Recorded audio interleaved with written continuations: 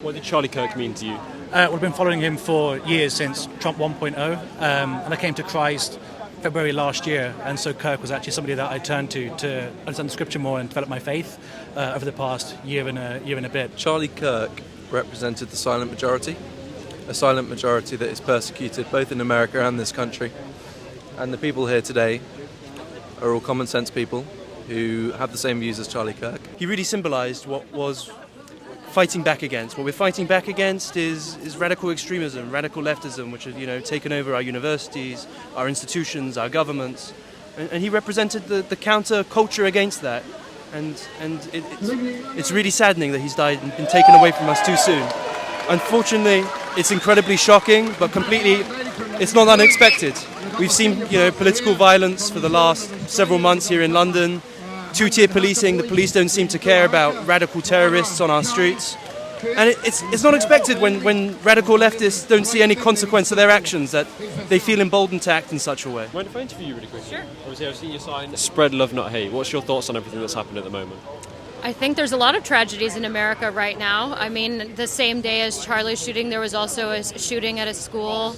There was an assassination of the Minnesota congresswoman and her husband and dog. I just really think that the flames are fanning in America right now, and I just really want to come with a message of unity and love.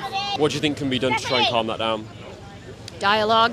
I think dialogue is very important. A lot of political violence has happened, this year exactly. There's been stuff that's happened to the left as well as the right. What do you think is the cause of all this political violence at the moment? Well, I mean, everyone remembers Biden's speech where he painted the walls behind him in red spotlights with two Marine guards, and he was shouting. That image looks fascist, right? You had Governor Pritzker a couple of days ago who said it's rhetoric, and Trump the president is a part of that rhetoric. But you've been saying everybody who doesn't agree with you is a Nazi for the best part of a decade, and you have kids believe in Santa. You tell them around September, be nice, or Santa's not going to give you presents. Yeah. They believe it. You tell them that 3 months a year. When you tell people morning and evening, every single day for a decade, that these are Nazis, after a decade, they're going to start believing this stuff. And that's what you saw with the president in Butler. That's what you saw with the Minnesota legislatures. That's what you saw with That's what you saw with Kirk, etc. If you're calling people Nazis day and night for 10 years, people are going to start believing what you're saying. Nietzsche said something quite clever, which was, if you stare into the abyss too long, the abyss will stare back at you. And that's the exact same problem we see in the left in today's politics. They champion anti-fascism, which is a noble cause, but you see in that they've descended into fascists. They shoot people they disagree with because of their political opinions. He was, first and foremost, a father to two young children, a 3-year-old girl and a 1-year-old boy, who are now going to have to grow up their whole life without a father. And I know what that's like, and I wouldn't want anyone to go through that. What's your thoughts on the gun legislations within America? Do you think it needs changing? I definitely do. I mean, I think that most people agree that there at least needs to be more checks for people with mental illness and everything. And people don't need an assault rifle that can fire hundreds of rounds a minute or whatever. I lived in LA when the tragedy in Las Vegas happened and hundreds of people were killed at a music festival. I just don't think that sort of thing, the Second Amendment is about being able to rise up against a tyrannical government. We're not going to be able to do that even with assault rifles. And who are getting killed are, regular citizens and children. So I really hope that this is a turning point, that we see less gun deaths all around. Well, there's no doubt that they need mental health background checks, and I think that's generally a consensus issue. I think Charlie, I don't know the particulars on that, but I think Charlie supported that view, mental health background checks. But at the end of the day, guns don't kill people, people do. If this man, Tyler, I believe it was, wanted Charlie dead, he could use the knife. In London, we have a higher knife crime rate than America. If you want someone dead, you're going to kill them. What's your thoughts on, obviously, there was the Oxford Union president and other people online who have mocked the death of... It's disgraceful. I mean, I've seen so many people from my university championing the death of somebody whose only crime was talking, for having an opinion. And it's disgusting. The Oxford Union symbolised freedom of speech, the custodian of freedom of expression, and to see somebody celebrating the death of someone who was only expressing an opinion is disgraceful. It shows that the left predominantly has just gone to a place that most people cannot follow. Some don't really want to wake up and kind of realise that, but they've gone too far. And the fact that the Oxford Union then released a statement saying we condemn the words that were said, but didn't remove him, it's still allowed. It's festering, and it's festered for decades unchecked. They've clearly never seen death. They've clearly never suffered in their lives, because if they had, they wouldn't be celebrating it. Anyone who's seen death, anyone who's seen suffering, like Charlie's 2 children had to witness firsthand the other day, they wouldn't be celebrating this. Now, Charlie was a Christian man. He'd want to forgive, and I too want to forgive. It's as Jesus said, these people just do not know. They really don't know what it is they are celebrating. They're entirely detached from the issue. They don't know how suffering loss. Most of the people I've seen celebrating his death tend to be young.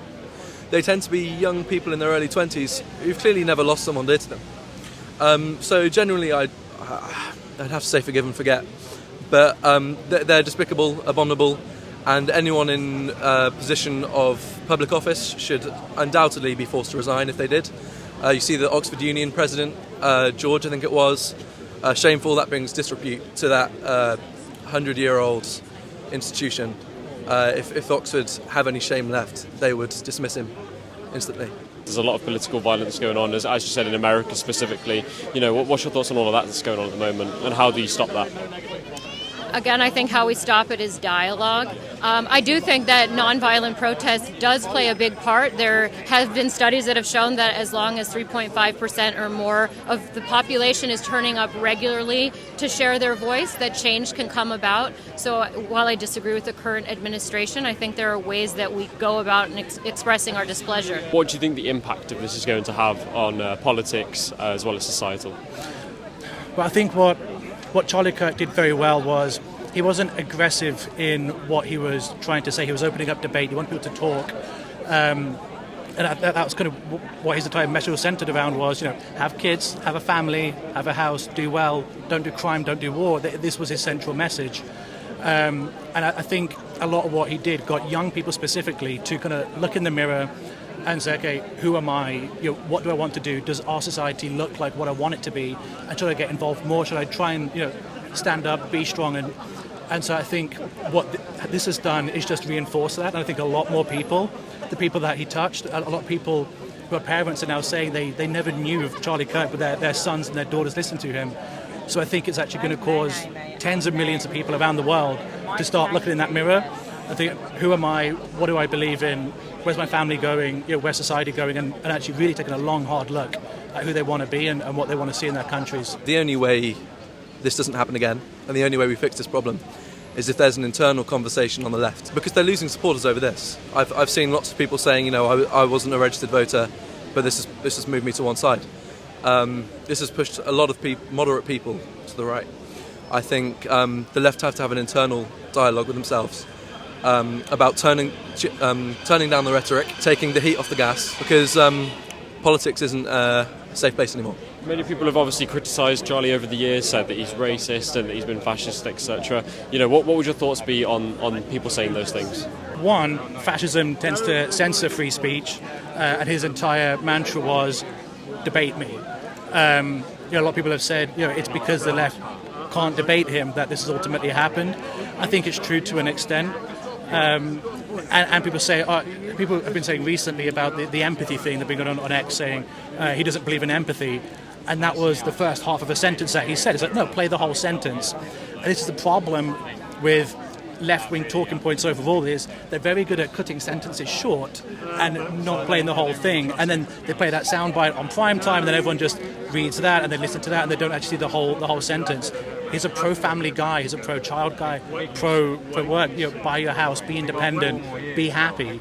There's nothing extreme with it. He was a moderate. He was not libertarian, but he was for freedom. He was for people being economically okay, being independent. Yeah, I don't think he's an extremist at all. Obviously, there's quite a big turnout with this being the UK as well. What's your thoughts on the big turnout for it being the UK? I think it's fantastic. It represents literally a turning point within the United States, within Britain, but in broader Western civilization.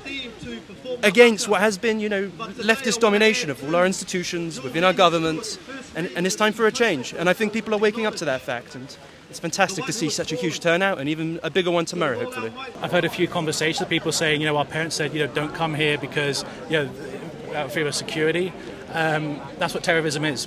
And I think this is a good act of defiance.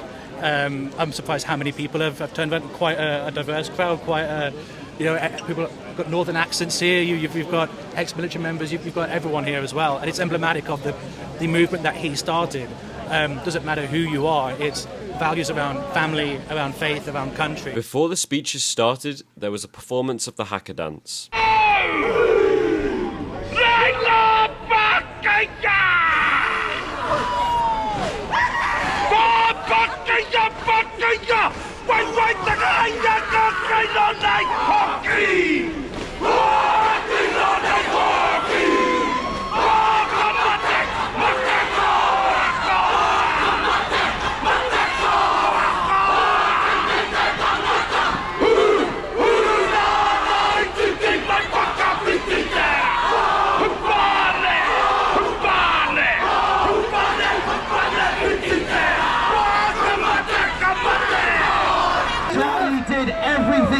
To save those souls corrupted by extremist ideology. And I say, ladies and gentlemen, Charlie Kirk is a hero!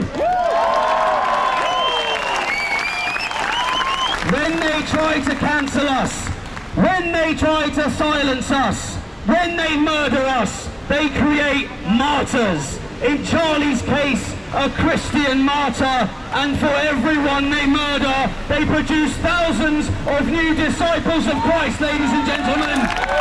After some speeches, there was a walk to Parliament Square in silence, holding candles. Once arriving at Parliament Square, they sang hymns and spoke more about Charlie. The audio didn't quite capture for this part though, but let me know what your thoughts and feelings are about everything down in the comments below.